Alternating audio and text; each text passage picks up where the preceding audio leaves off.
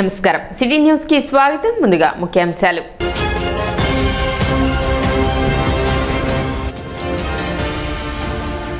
వైకుంఠపురం దేవస్థానంలో విధులు నిర్వహిస్తున్న ఒక అన్యమతస్థురాలిని వెంటనే విధుల నుండి తొలగించాలని పలు హిందూ సంఘాలు డిమాండ్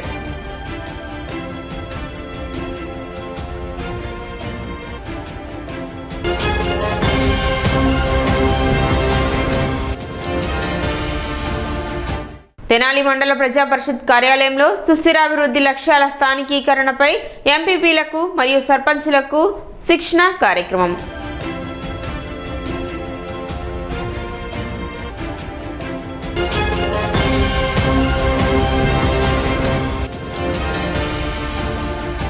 రైతులు లేకుండా రైతు పోరు కార్యక్రమం నిర్వహించడం వైసీపీకి మాత్రమే తెలుసు. టీడీపీ పట్టణ అధ్యక్షులు మహమ్మద్ కుద్దూస్ ఎద్దేవా.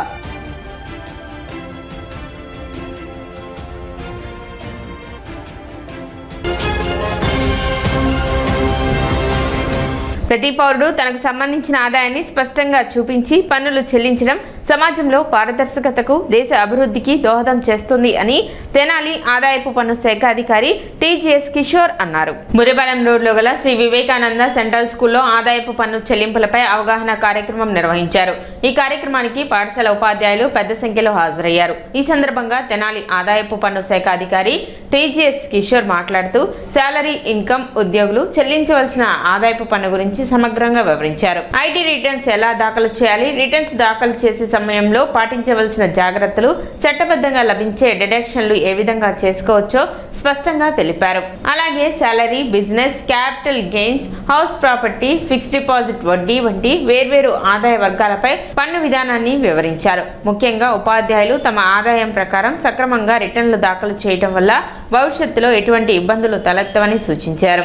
ఈ ఏడాది ఇంకా ఆదాయ పన్ను రిటర్న్లు దాఖలు చేయని వారు ఈ నెల 15వ తేదీలోపు తప్పనిసరిగా సమర్పించాలని ఆయన తెలిపారు.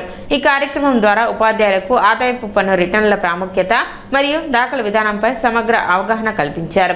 హౌస్ ప్రాపర్టీ అంటే మనకు వచ్చేటటువంటి బిల్డింగ్స్ కానీ ఈ ఇళ్ల మీద కానీ రెంట్స్ ఏవైతే ఉంటాయో అది ఇన్కమ్ ఫ్రమ్ హౌస్ ప్రాపర్టీ అంటాం. మూడోది బిజినెస్ ఇన్కమ్. బిజినెస్ ఇన్కమ్ అంటే మనం business are professional income. Maybe it is business are professional income, that is the third head of income. A business అయినా తీసుకోండి, వాణిజ్యానికి సంబంధించింది బిజినెస్, ఈ వాణిజ్య రంగానికి సంబంధించినంత ఇన్కమ్ ఫ్రమ్ బిజినెస్ అనే హెడ్ కింద అసెస్ చేస్తాం. నాలుగోది క్యాపిటల్ గెయిన్స్. క్యాపిటల్ గెయిన్స్ అంటే మనం ఒక ల్యాండ్ కానీ లేదంటే ఒక బిల్డింగ్ కానీ లేదంటే ఒక capital asset, any capital asset including gold లేదంటే ఈక్విటీస్, మ్యూచువల్ ఫండ్స్, ఇవన్నీ అమ్మినప్పుడు వచ్చేటటువంటి ఆదాయం ఏదైతే ఉందో అది క్యాపిటల్ గెయిన్స్ అండి. సో ఇప్పటికీ ఒక 4 హెడ్స్ ఆఫ్ ఇన్కమ్ చెప్పారు. అదేంటంటే income from salary, house property, business income, capital gains. ఈ 4 హెడ్స్లో పడంది ఏదైతే ఉంటుందో, రెసిడ్యూరీ ఇన్కమ్ ఏదైతే ఉంటుందో, that is income from other sources. అంటే మాకెందుకండి ఇదంతా అంటే in your different during the course of your earning of income you may not earn not only the income from salary, you may also earn income from capital gains like or you may earn income from other sources, that is interest income. Interest income అంటే మనం ఏదో ఒక fixed deposit చేస్తామండి. Fixed deposit చేస్తాం, అది ఏ head కిందకి రావాలండి అనేది మనం తెలుసుకోవాలి. కానీ ఇప్పటికన్నా తెలుసుకోవాలి మనం. అంటే అది ఏ ఇన్కమ్ కింద అసెస్మెంట్ అవుతుంది, దాని ట్యాక్సేషన్ విధానం ఏంటి, గవర్నమెంట్ ఇచ్చినటువంటి దానికి ఇచ్చిన బెనిఫిట్స్ ఏంటి, అది ఏ హెడ్లో పడుతుందని తెలుసుకోవాలంటే ఈ fixed deposits are term deposits మీద వచ్చేటటువంటి వడ్డీ ఆదాయం ఏదైతే ఉందో అది ఇంట్రెస్ట్ ఇన్కమ్ అండి. అది ఇన్కమ్ ఫ్రమ్ అదర్ సోర్సెస్లో పడుతుంది. అంటే ఇందాక చెప్పినటువంటి 4 హెడ్స్లో కాకుండా 5వ హెడ్ రెసిడ్యూరీ హెడ్లో పెడుతుంది. సో మనం ఓన్లీ హెడ్స్ ఆఫ్ ఇన్కమ్ గురించి తెలుసుకున్నాం. ముఖ్యంగా ఈ మీటింగ్ యొక్క ఉద్దేశం ఏంటంటే శాలరీడ్ ఇన్కమ్ వాళ్ళు ఎప్పుడు రిటర్న్ ఫైల్ చేయాలి, వారి యొక్క ఆదాయాన్ని ఏ విధంగా గణించాలి, ట్యాక్సేషన్ ఏ విధంగా దాన్ని లెక్కించి మనం ఏ డ్యూ డేట్ లోపల మనం రిటర్న్ వేయాలి, వేయకపోతే వచ్చేటటువంటి కాన్సిక్వెన్సెస్ ఏంటి అనేది మనం ఈరోజు డిస్కస్ చేసుకుందాం. Let us once again introduce about the hierarchy of the department. The income tax department is a government agency undertaking the direct tax collection of the government of India. ఈ కలెక్షన్లో income tax అనేది direct taxes కింద వస్తుందండి. Central board of direct taxes అనే పదం ఇందాక మీ దగ్గర నేను ప్రస్తావించాను. అది డైరెక్ట్ ట్యాక్సెస్ అంటే డైరెక్ట్ అంటే ప్రత్యక్ష పన్నులు. ప్రత్యక్ష పన్నులు, పరోక్ష పన్నులు ఉంటాయి. మా కామర్స్ సార్ తెలుసు ఆయనకి. ప్రత్యక్ష పన్ను ఏదైనా ఉన్నది అంటే అది ఇన్కమ్ ట్యాక్స్ అండి. పరోక్షమైన పన్ను అంటే ఇండైరెక్ట్ ట్యాక్సెస్ అంటే జిఎస్టీ. మనం డైరెక్ట్గా మనకి ఆదాయం మీద ట్యాక్స్ కట్టాం, అది ఇండైరెక్ట్ ట్యాక్సెస్ కింద వస్తుంది. Central board of direct taxes అనేది మినిస్ట్రీ ఆఫ్ ఫైనాన్స్లో ఒక విభాగం. అలానే CBIC central board of indirect taxes and customs అనేది రెండో విభాగం. అది పరోక్ష పన్నులు అండి, అంటే జిఎస్టీ దాని కింద వస్తుంది. So the income tax department is headed by the ethics body, Central Board of Direct Taxes. The main responsibility of the department is to collect revenue for the government, which is being used for the development of our nation. అంటే మీరు ఎందుకంటే tax collect చేయడం, మాకు ₹1,00,000 salary వస్తుంది, మీరు ఎందుకంటే మళ్ళీ 30% collect చేస్తారు అంటే, మనం వాడుకునేటటువంటి ఇన్ఫ్రాస్ట్రక్చర్ లైక్ మనం వాడేటటువంటి పోర్టులు కానీ, నేషనల్ హైవేస్ కానీ, డిఫెన్స్, ఇప్పుడు రీసెంట్గా మనకి డిఫెన్స్ డిఫెన్స్ ఇష్యూస్ వచ్చినాయి. అప్పుడు మనం ఏ విధంగా వాటిని ఎన్కౌంటర్ చేసామంటే because of acquiring the advanced technology and the advanced defence equipment, either acquired directly indigenously built by India or acquired from somewhere else. కార్యక్రమంలో ఇన్స్పెక్టర్లు శంకర్రావు, పి శ్రీనివాసరావు, గోన రామకృష్ణ, పాఠశాల సిబ్బంది పాల్గొన్నారు. ఒక ఆర్థిక వ్యవస్థలో టీచింగ్ వ్యవస్థ బ్రహ్మాండంగా పనిచేస్తే అన్ని రంగాలు సుభిక్షంగా ఉంటాయి. ఎందుకంటే దేశంలో ఉండేటువంటి అన్ని రంగాల శాస్త్రవేత్తల్ని, ఇంజనీర్ని, డాక్టర్ని, యాక్టర్ని తీర్చిదిద్దేది టీచరే కాబట్టి. అట్లాగే ఇన్కమ్ ట్యాక్స్ డిపార్ట్మెంట్ కనుక పర్ఫెక్ట్గా ఉంటే దేశ ఆర్థిక వ్యవస్థ బ్రహ్మాండంగా ఉంటుంది. అట్లాంటి ఆర్థిక వ్యవస్థని, దేశ ఆర్థిక వ్యవస్థకి వెన్నెముకైనటువంటి డిపార్ట్మెంట్ ఇన్కమ్ ట్యాక్స్ డిపార్ట్మెంట్. అట్లాంటి ఉత్తమోత్తమైనటువంటి డిపార్ట్మెంట్లో పనిచేస్తూ భారతదేశ ఆర్థిక వ్యవస్థకి వెన్నుదన్నుగా నిలబడుతున్న మన తెనాలి ఇన్కమ్ ట్యాక్స్ ఆఫీసర్స్ నుంచి వచ్చిన అందరికీ మరొకసారి స్వాగతం చెప్పుకుంటున్నామండి. రైతులు లేకుండా రైతు పోరు అనే కార్యక్రమం నిర్వహించి ఆ పేరుతోనైనా ప్రజల్లోకి రావచ్చనే అవకాశం కల్పించుకొని ఇస్త్రీ బట్టలు వేసుకొని రోడ్ షో చేయడం సిగ్గుచేటని పట్టణ పార్టీ అధ్యక్షులు మహమ్మద్ కుద్దూస్ ఎద్దేవా చేశారు. మంగళవారం స్థానిక టీడీపీ కార్యాలయంలో ఆ పార్టీ నేతలు విలేకరుల సమావేశం నిర్వహించారు. ఈ సందర్భంగా మహమ్మద్ కుద్దూస్, రైతు నేత ఈదర పూర్ణచంద్ మాట్లాడారు. కార్యక్రమంలో రైతు నాయకులు కేసిన కోటేశ్వరరావు, దేవినేని పాములు, తెనాలి పట్టణ తెలుగు రైతు అధ్యక్షులు దేవినేని సురేష్, మంగమూరి హరిబాబు, జొన్నాదుల మహేష్, అక్కిశెట్టి వెంకటేశ్వరరావు, మల్లవరపు విజయ్, గుమ్మడి ప్రసాద్, వెల్లంకి సాంబయ్య, పోతురాజు, ఆంజనేయులు, ముల్లపూడి వెంకట్, మైలా కోటేశ్వరరావు, జయరాం, జిలానీ తదితరులు పాల్గొన్నారు. ఏదైతే రాష్ట్రంలో అరాచక పరిపాలన, అన్ని వర్గాలని ఇబ్బంది పెడుతూ పరిపాలన చేసిందో ఆ యొక్క వైఎస్ఆర్ కాంగ్రెస్ పార్టీ అధినాయకుడు జగన్మోహన్ రెడ్డిని బంగాళాఖాతంలో కలిపేశారనే సంగతి గుర్తెరిగి 3 నెలలు బయటికి రాల.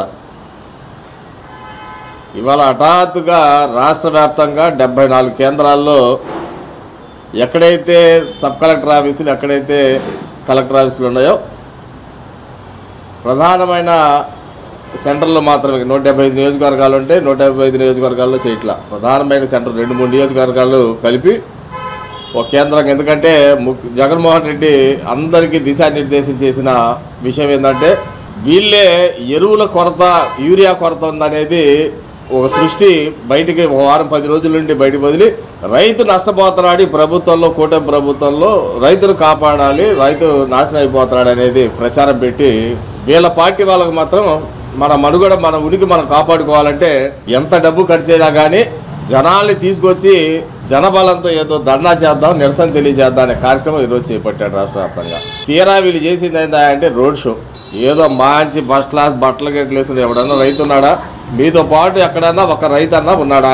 నాకు ఈ నష్టం జరిగింది, కూటమి ప్రభుత్వం వచ్చిన తర్వాత నాకు ఎరువులు అందలేదు, విత్తనాలు అందలేదు, లేకపోతే సాగునీటికి నీరు అందలేదు, లేకపోతే సమస్యలు ఉన్నాయని చెప్పేసి ఎవరన్నా ఒక రైతు అన్నా రోడ్డు మీదకి వచ్చి ప్రశ్నించిన దాఖలాలు ఈ సంవత్సరం 3 నెలల కాలంలో చంద్రబాబు నాయుడు గారి నాయకత్వంలో కూటమి ప్రభుత్వంలో ఎవరన్నా చూసావా అని చెప్పేసి అడుగుతా ఉన్నా. ఇవాళ మాట్లాడిన పెద్దలు ఎవరైనా కానీ నిజంగా యూరియా కొడుతుంది, మీరెవరన్నా మార్కెట్ యార్డ్లకు కానీ మీరు పెట్టిన రైతు భరోసా కేంద్రం ఇవాళ రైతు సేవా కేంద్రాలుగా పిలువబడిన రైతు సేవా కేంద్రాలకు కానీ మీరు సర్వనాశనం చేసినటువంటి సొసైటీలు కానీ వెళ్ళి అక్కడన్నా యూరియా ప్రభుత్వం ద్వారా ఈ ప్రాంతంలో, ఎందుకంటే రాష్ట్ర వ్యాప్తంగా గత నుండి చూస్తే 7 లక్షల మెట్రిక్ టన్నులు యూరియా సఫిషియెంట్గా రైతాంగానికి అందించిన చరిత్ర అగ్రికల్చర్ మార్కెట్ యార్డ్ ద్వారా మనం చూస్తూ ఉన్నాం. మీరు ఎవరన్నా వెళ్ళి రైతాంగం ద్వారా వెళ్ళి ఎందుకంటే రైతులు యూరియా కోసం అని చెప్పి మార్కెట్ యార్డ్ ద్వారా కానీ రైతు సేవా కేంద్రం కానీ సొసైటీల దగ్గరికి వెళ్తే ఒక్క నాయకుడు అన్నా మీరు వెళ్ళి యూరియా ఉందా లేదా కొరత ఉందా అని చెప్పేసి ఎందుకు అడగలా? ముసలి కన్నీరు కారుస్తున్నారు ఈరోజు బయటకు వచ్చి. యూరియా కొరత మీద మెమోరాండాలు ఇవ్వాలనే ఒక ప్రోగ్రాం పెట్టి ఇవాటికి బయటకు వచ్చినందుకు సంతోషం. ఈ యూరియా కొరతని కృత్రిమ కొరతను సృష్టించడానికి కూడా సగం కారణం మీరేనని చెప్పి రైతులందరూ ఈ రోజుకి అర్థం చేసుకున్నారు. మీ ప్రభుత్వం ఉన్నప్పుడు కనీసం నీటి తీరువా కట్టించుకోకుండా రైతులను ఆఫీసుల చుట్టూ తిప్పి ఆ నీటి తీరువాకు కూడా వడ్డీ వేసే పరిస్థితి తీసుకొచ్చే గత 3 సంవత్సరాల నుండి వడ్డీ తడిసి మోపిడైతే చంద్రబాబు నాయుడు గారు వచ్చి ఈ రోజున ఆ వడ్డీని తీసేసి అసలు నీటి తీరువా కట్టించుకుంటున్నారు. అదేవిధంగా గతంలో మీ ప్రభుత్వం ఉన్నప్పుడు 5 సంవత్సరాలు ఏ రోజున పంట కాలాలు బాగు చేసిన దాఖలా లేదు. ఆ నీటి తీరువా డబ్బులతో వాళ్ళు ఇరిగేషన్ వాళ్ళకి ఇస్తే వాళ్ళు కాలాలు బాగు చేసేవాళ్ళు, ఆ వ్యవస్థను నాశనం చేశారు. అదేవిధంగా రెవెన్యూ వాళ్ళని ఏ రకమైన సేవలు పనిచేయకుండా కూర్చోబెట్టి 5 సంవత్సరాల కాలం గడిపారు. ఇవాళ మన రాష్ట్రానికి వరప్రధానమైన పోలవరం ప్రాజెక్టుని చంద్రబాబు నాయుడు గారు పరుగులు పెట్టిస్తే మీరున్న 5 సంవత్సరాలు దాన్ని ఆ పన్నే ఆపేసి దానికి ఒక పనికిమాలిన యాదవని తీసుకొచ్చి ఇరిగేషన్ మినిస్టర్గా వేస్తే వాడి క్యూసెక్ అంటే తెలియదు, టీఎంసీ అంటే తెలియదు, అసలు పోలవరమా కాపర్ డ్యామ్ అంటే ఏంటనే పరిస్థితి సిగ్గు ఎగ్గు లేకుండా మీరు మాట్లాడుతూ ఉండి మీ పరిపాలన 5 ఏళ్లలో మీరు పోలవరం ఎంత పర్సెంటేజ్ 1%, 2% చేశారు. ఇవాళకి ఈ ప్రభుత్వం వచ్చిన తర్వాత ఈ 13 నెలల్లో మీకన్నా 10 రెట్లు అదనంగా ఈ 13 నెలల్లోనే చేయగలిగింది. సూర్యలంక సముద్ర తీరంలో ఓ యువకుడు గల్లంతైన ఘటన చోటు చేసుకుంది. గల్లంతైన యువకుడు విజయవాడకు చెందిన సాయిగా గుర్తించారు. సముద్రంలో ఈతకు దిగిన సాయి తిరిగి తీరానికి రాకపోవడంతో అతడి కోసం సహచరులు ఆందోళన వ్యక్తం చేశారు. సమాచారం అందుకున్న పోలీసులు గజ ఈతగాళ్ల బృందం సంఘటనా స్థలానికి చేరుకుని గాలింపు చర్యలను ముమ్మరం చేశారు. వైకుంఠపురం దేవస్థానంలో అటెండర్గా విధులు నిర్వహిస్తున్న ఒక అన్యమతస్థురాలని వెంటనే విధుల నుండి తొలగించాలని పలు హిందూ సంఘాలు డిమాండ్ చేశాయి. ఈ మేరకు మంగళవారం హిందూ ధార్మిక సంస్థ ప్రతినిధి డికే మారుతి శంకర్, హిందూ వాహిని ప్రతినిధి K Srinu Naik, legal adviser Ramesh, BJP నేత వై కామేశ్వరరావు, హిందూ వాహిని సుబ్బారెడ్డి తదితరులు సమావేశమయ్యారు. వారు మాట్లాడుతూ దేవాలయ సేవలో అన్యమతస్థులను కొనసాగించడం సాంప్రదాయాలకు విరుద్ధం. ఇంతకు ముందే ఈ అంశంపై పిటిషన్ సమర్పించాం, కానీ అధికారులు పట్టించుకోలేదు. అవినీతి పరులైన సంబంధిత అధికారులపై కఠిన చర్యలు తీసుకోవాలి, లేని పక్షంలో ధర్నాకు దిగుతామని హెచ్చరించారు. ఈ సందర్భంగా హిందూ సంఘాల ప్రతినిధులు రాష్ట్ర ప్రభుత్వాన్ని తక్షణ చర్యలు తీసుకోవాలని కోరారు. మేము ఈ వైకుంఠపుర దేవస్థానానికి సంబంధించి గతంలో వ్యక్తి అటెండర్గా విధులు నిర్వహిస్తున్నారు. ఆమెను తొలగించమని చెప్పి గత 2023 11వ తారీఖు 4వ నెలలో నేను గౌరవ కమిషనర్ ఎండోమెంట్ కమిషనర్ గారికి అర్జీ పెట్టుకోవడం జరిగింది. దాని మీద ఆయన 11/9 నెల 2024 ఆయన ఆర్డర్ ఇచ్చాడు. ఈ అమ్మాయి మీద డిఎల్ఎస్సి రిపోర్టు ఫైనల్ చేసి పంపమని.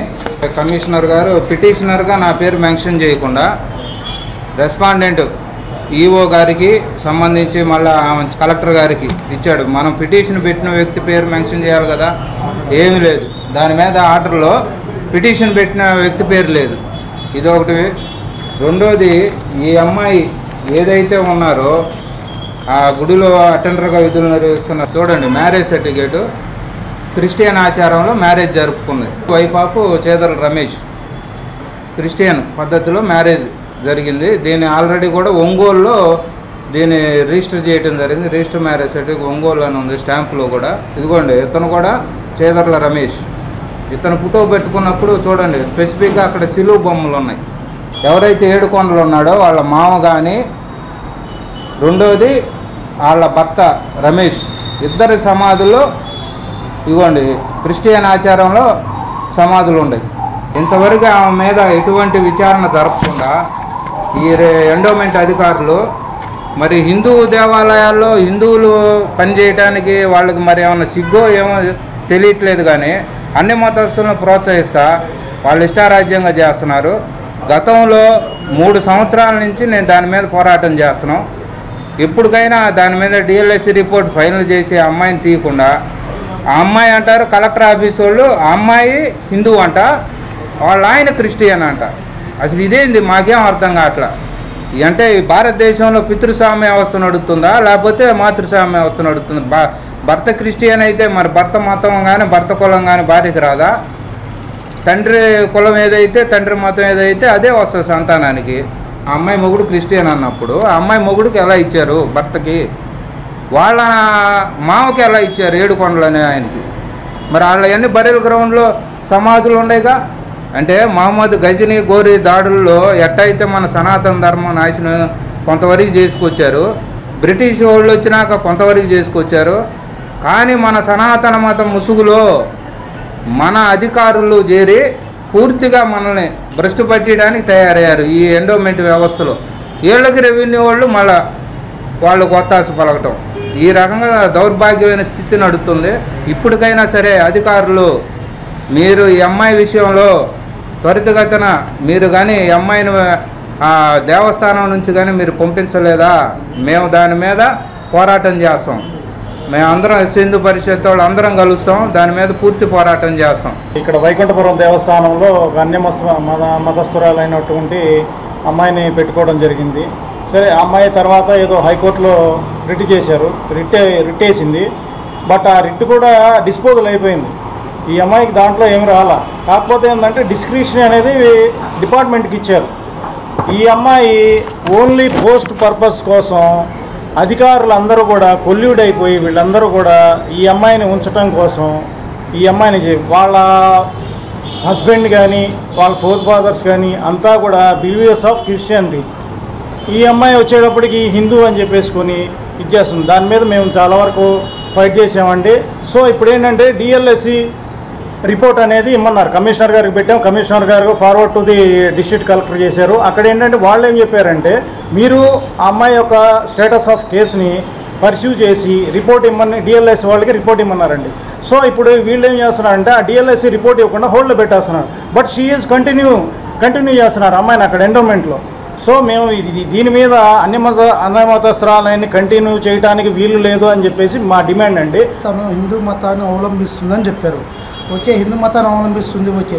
కానీ ఏ స్వామి దగ్గరికి వెళ్ళింది, ఏ పీఠాధిపతుల దగ్గరికి వెళ్ళింది, ఏ మఠాధిపతుల దగ్గరికి వెళ్ళింది, ఏ గుళ్ళోకి వెళ్ళి తను హిందూ మతాన్ని స్వీకరించినట్టు మాకు ప్రూఫ్స్ ఏమైనా ఉన్నాయా? మా దగ్గర మ్యారేజ్ సర్టిఫికేట్ ఉంది. ఆమె క్రైస్తవ మతంలో ఉన్నట్టుగా అన్ని ఎవిడెన్స్ మా దగ్గర ఉన్నాయి. ఆమె హిందూ మతంలోకి వచ్చినట్టుగా ఏమన్నా ఒక ప్రూఫ్ చూపించండి. ఫోటోలు ఉన్నాయి, ఒక డజన్ దాకా ఫోటోలు ఉన్నాయి. అవి మొత్తం ఎవరైనా సరే గుళ్ళ దగ్గరికి వెళ్ళి సెల్ఫీలు తీసుకున్న ఫోటోలు అవి మొత్తం చూస్తే అది హిందూ మతంలోకి వచ్చినట్లు ఎట్లా భావించాలి? దాన్ని ఎలా చేస్తారు? ఇప్పుడు ఈ విచారణ జరిగేటప్పుడు ఎంఆర్ఓ గారు కూడా కంప్లైంట్ ఎవరైతే పెట్టిరో వాళ్ళని కూడా పిలిపించాలి కదా. బాబు మీ దగ్గర ఎవిడెన్స్ ఏమేమి ఉన్నాయి ఈమెకు సంబంధించింది, ఈమె క్రైస్తవురాలు ఉంటున్నారు కదా, అన్న మతస్థురాలు అన్నారు కదా, గుళ్ళో ఉద్యోగం చేస్తున్నారు అన్నారు కదా, ప్రూఫ్స్ ఎవిడెన్స్ ఏందని చెప్పి ఎందుకు మా దగ్గర అడగట్లేరు? మమ్మల్ని ఎందుకు వన్ సైడ్గానే మీరు ఎందుకు విచారణ జరుపుతున్నారు? 2 సైడ్లు విచారణ జరిపించచ్చు కదా. ఆమెనే పిలిపించి మాట్లాడుతున్నారు తప్ప మమ్మల్ని ఎందుకు పిలవట్లేరు విచారణకు? ఎందుకు పిలవట్లేరు? ఈవో గారికి ఫోన్ చేస్తే ఫోన్ రెస్పాన్స్ అవ్వదు ఈవో గారు. మరి ఈవో గారు ఏమైనా లాలుచి పడ్డారా లేకపోతే ఏమైనా జరిగిందా? కమిషనర్ గారికి ఫోన్ చేస్తే దేవాదాయ కమిషనర్ ఫోన్ చేస్తే ఆయన ఫోన్ ఎత్తాడు. మరి ఇక్కడ ఏమైనా జరుగుతుందా? ఏమైనా లాలుచి పడ్డారా లేకపోతే సపోర్ట్ ఏమైనా చేస్తున్నారా? అది ఓపెన్గా చెప్పాలి కదా. మాకు ఓపెన్గా అవును మేము వాళ్ళ అమ్మాయికి మేము సపోర్ట్ చేస్తున్నాం అని చెప్పి మాకు ఓపెన్ స్టేట్మెంట్ ఒకటి ఇప్పించండి, ఇవ్వండి, మాకు రిటర్న్గా ఒక రాసి ఇవ్వండి. రాష్ట్రీయ గ్రామ స్వరాజ్ అభియాన్ కార్యాచరణ ప్రణాళిక 2025-26లో భాగంగా సుస్థిరాభివృద్ధి లక్ష్యాల స్థానికీకరణపై ఎంపీపీలకు మరియు సర్పంచ్లకు శిక్షణా కార్యక్రమం తెనాలి మండలం ప్రజా పరిషత్ మీటింగ్ హాల్లో నిర్వహించారు. ఈ కార్యక్రమానికి Tenali MPP D Chennakesavulu, Kollipara MPP B Padmavathi ముఖ్య అతిథులుగా హాజరయ్యారు. కార్యక్రమాన్ని తెనాలి ఎంపీడీఓ ఏ దీప్తి సమన్వయం చేయగా ఏ శ్రీనివాసరావు వ్యవసాయాధికారి, తెనాలి పెదరావూరు పంచాయతీ కార్యదర్శి పి దానయ్య పాల్గొన్నారు. శిక్షణలో సుస్థిరాభివృద్ధి లక్ష్యాల ప్రాధాన్యం, వాటిని గ్రామస్థాయిలో అమలు చేయడానికి అవసరమైన చర్యలు, ప్రణాళిక విధానాలపై నిపుణులు మార్గనిర్దేశం చేశారు. ఓకే గ్రామ పంచాయతీలో కానీ మండల ఇప్పుడు ఇచ్చేటువంటి ప్రభుత్వ నిధుల ద్వారా పేదరిక నిర్మూలన, మెరుగైన జీవనం, సంపూర్ణంగా తన జీవనం చేయడానికి మీరు తక్కువ ఉత్పాదన రావడం. అందుకని మన వాళ్ళు ఏం చేస్తున్నారు, సస్టైనబుల్ డెవలప్మెంట్ అంటే ప్రెసెంట్ గా ఉన్న వనరుల్ని ఏమాత్రం మనం ఎఫెక్ట్ చేయకుండా, దాన్ని దుర్వినియోగం చేయకుండా మన భావితరాలకు వాటిని అందించే కార్యక్రమం అన్నమాట. ఇప్పుడు మనం ఫర్ ఎగ్జాంపుల్ నీటిని చూసుకున్నట్లయితే నీరు ఎక్కడ చూసినా కూడా కలుషితం అయిపోయింది. అది ట్యాంక్స్ లో కానీ చెరువుల్లో కానీ ఎక్కడ చూసినా కలుషితం అయిపోయింది. మరి మనం భావితరాలకు మనం ఏ విధంగా నీటిని అందిస్తాము? మనం నీటిని అందించే పరిస్థితి ఉంటుంది. వారు ప్రతిదీ కూడా నీరు కూడా కొనుక్కునే పరిస్థితి కావాలి అంటే మరి ఆ రోజు పరిస్థితిలో మంచి నీరు కూడా దొరకని స్థితి మనం చూసే విధానం ఉంటుంది. సో అలా కాకుండా ప్రెసెంట్ ఉన్న వనరులను మనం దుర్వినియోగం చేసుకోకుండా మన భావితరాలకు వాటిని అందించాలి అనే ఉద్దేశమే సస్టైనబుల్ డెవలప్మెంట్. అంటే మనం వాడుకుంటూనే ఉంటాం, మళ్ళీ భావితరాలకి ఆ సోర్సెస్ ఏదైతే ఉందో, ప్రకృతి మనకు ప్రసాదించిన వనరులు ఏవైతే ఉన్నాయో వాటన్నింటినీ కూడా మన భావితరాలకు అందించే కార్యక్రమాన్ని సస్టైనబుల్ డెవలప్మెంట్ అంటాం. దీంట్లో 9 థీమ్స్ ఉన్నాయండి. ఈ 9 థీమ్స్ గురించి మన ఎంఓటీస్ ఇమీడియట్ గా వివరించడం జరుగుతుంది. ఫస్ట్ థీమ్ తీసుకున్నట్టయితే పేదరికం లేని మెరుగైన జీవనోపాధులు గల గ్రామం. పేదరికం లేని మెరుగైన జీవనోపాధులు ఎలాగ మనం సృష్టించాలి అని అనుకుంటే, పేదరికం అనేది సర్వసాధారణంగా మనం చూస్తూనే ఉంటాం. మన రెగ్యులర్ జీవితంలో మన పల్లెల్లో మరీ ఎక్కువగా పేదరికం ఉంటుంది పట్టణాల్లో కంటే. పట్టణాల్లో అయినా చాలా వృత్తులు, చాలా రకాలుగా వాళ్ళకి ఇన్కమ్ సోర్సెస్ ఉంటాయి, ఏదో ఒక పనికి వెళ్తారు. బట్ విలేజెస్ చూసుకున్నట్టయితే మనకు కొన్ని ఉంటాయి, వ్యవసాయ పనులు ఉంటాయి, లేకపోతే కొన్ని చిన్న పనులు మాత్రమే వాళ్ళు చేసుకోగలుగుతారు. మరి వాళ్ళకి పేదరికం ఎలా దూరం అవుతుంది అంటే అది సర్పంచెస్ మాత్రమే అది ఇనిషియేటివ్ తీసుకోవాలి. ఫర్ ఎగ్జాంపుల్ ఇప్పుడు గ్రామీణ ఉపాధి హామీ పథకం NREGS అంటారు. ఆ గ్రామీణ ఉపాధి హామీ పథకంలో ఎవరికైనా జాబ్ కార్డ్స్ లేనట్టయితే సర్పంచెస్ వాళ్ళని ఐడెంటిఫై చేయాలి, వీరికి ఉందా లేదా. ఒకవేళ లేనట్టయితే వెంటనే MDOకో లేకపోతే అభివృద్ధి ఫీల్డ్ స్టేట్స్కో చెప్పి వీరికి ఒక జాబ్ కార్డ్ ప్రొవైడ్ చేయండి అని చెప్పేసి అడగవలసి ఉంటుంది. ఆ విధంగా మీరు మమ్మల్ని అడిగినట్టయితే మేము వెంటనే జాబ్ కార్డ్ ప్రొవైడ్ చేయడం, వారికి పని కల్పించడం, అలా చేసినట్టయితే వారికి 300 రూపాయలు వేతనం ఉంది ఇప్పుడు ప్రెజెంట్ అయితే. ఆ 300 రూపాయలు ఇంటూ 6 వేసుకున్నట్టయితే వారానికి 1800 రూపాయలు. 1800 రూపాయలు వారికి మనకి జీవనోపాధికి మనం సహకరించిన వాడు అవుతాం. గ్రామ పంచాయతీ పేదరికం లేని గ్రామం మరియు గ్రామ పంచాయతీలో జీవనోపాధులు చేయడం కోసమని ఈ స్థానిక సుస్థిరాభివృద్ధి లక్ష్యాన్ని ఎలా ఉన్నాయనేది మనం తెలుసుకుందాం. పేదరికం అంటే దారిద్ర్య రేఖకు దిగువనున్నటువంటి వాళ్ళని పేదవారిగా గుర్తించడం జరుగుతుంది. ఈ యొక్క పేదరికం అంటే కనీస అవసరాలు తీరిన స్థితిని పేదరికం అంటారు. ఇది ప్రపంచ బ్యాంకు తాజా లెక్కల ప్రకారంగా ప్రతి మనిషికి రోజు కనీసం $3 అంటే 225 రూపాయల కంటే తక్కువ ఖర్చు పెట్టగలిగితే అతను లేదా ఆమె అత్యంత పేదరికంలో ఉన్నవారిగా పరిగణించబడింది. ఇది దారిద్ర్య రేఖకు దిగువనున్నటువంటి ఒక కుటుంబాలుగా మనం చెప్పడం జరుగుతుంది. ఇవి 90% దేశాల్లో అతిపెద్ద సమస్య ఇదే. ఎందుకంటే ప్రతి ఒక్కరు కూడా వాళ్ళకి కావాల్సినటువంటి కనీస అవసరాలని తీర్చుకోలేకపోతున్నారు కాబట్టి వాళ్ళని పేదవారిగా మనం సమాజంలో చెప్పడం జరుగుతుంది. వేమూరు శాసనసభ్యులు మాజీ మంత్రివర్యులు నక్క ఆనంద్ బాబు జన్మదిన వేడుకలను పురస్కరించుకొని వేమూరు నియోజకవర్గం తెలుగుదేశం పార్టీ ఆధ్వర్యంలో అమర్తలోని గ్రామంలోని ఆర్యవైశ్య కళ్యాణ మండపంలో ఉచిత మల్టీ స్పెషాలిటీ వైద్య శిబిరం నిర్వహించారు. ఈ శిబిరం కాటూరి మెడికల్ కాలేజ్ మరియు హాస్పిటల్ చిన్నకోడూరుపాడు సహకారంతో నిర్వహించబడగా వైద్యులు ప్రజలకు ఉచితంగా వైద్య పరీక్షలు చేసి మందులు పంపిణీ చేశారు. ఈ కార్యక్రమంలో నక్క ఆనంద్ బాబు కుమారుడు నక్క ఆకాష్ పాల్గొని స్థానిక ప్రజలు ఈ శిబిరం ద్వారా అందించబడుతున్న ఉచిత వైద్య సేవలను వినియోగించుకోవాలని కోరారు. ప్రజా సంక్షేమం పట్ల నక్క ఆనంద్ బాబు చూపుతున్న కృత నిశ్చయానికి ఇది నిదర్శనమని తెలిపారు. స్థానిక నాయకులు, ప్రజాప్రతినిధులు, పెద్ద సంఖ్యలో ప్రజలు ఈ కార్యక్రమంలో పాల్గొన్నారు.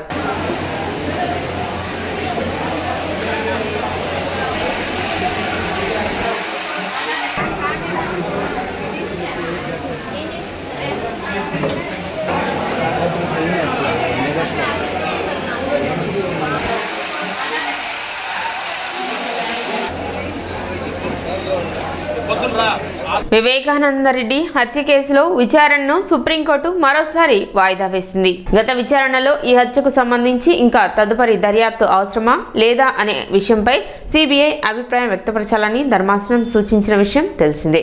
మంగళవారం జరిగిన విచారణలో సిబిఐ తరపున అదనపు సొలిసిటర్ జనరల్ ఎస్వి రాజు హాజరై అఫిడవిట్ దాఖలు చేసేందుకు సమయం కావాలని కోర్టును కోరారు. దీనిని ఆమోదించిన జస్టిస్ ఎంఎం సుందరేశ్ ధర్మాసనం విచారణను ఈ నెల 16వ తేదీ మధ్యాహ్నం 2 గంటలకు వాయిదా వేసింది. సిటీ న్యూస్ ముగించే ముందు ముఖ్యాంశాలు మరోసారి.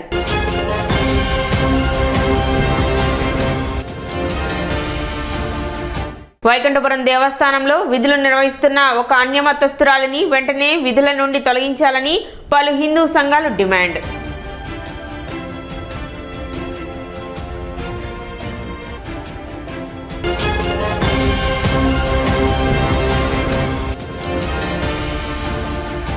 తెనాలి మండల ప్రజా పరిషత్ కార్యాలయంలో సుస్థిరాభివృద్ధి లక్ష్యాల స్థానికీకరణపై ఎంపీపీలకు మరియు సర్పంచులకు శిక్షణ కార్యక్రమం.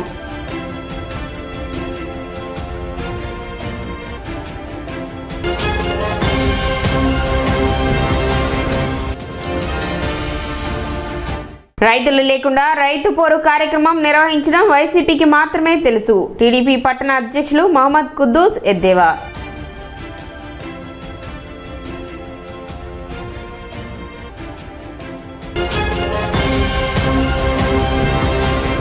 సిటీ న్యూస్ ఇంతటితో సమాప్తం. నమస్కారం.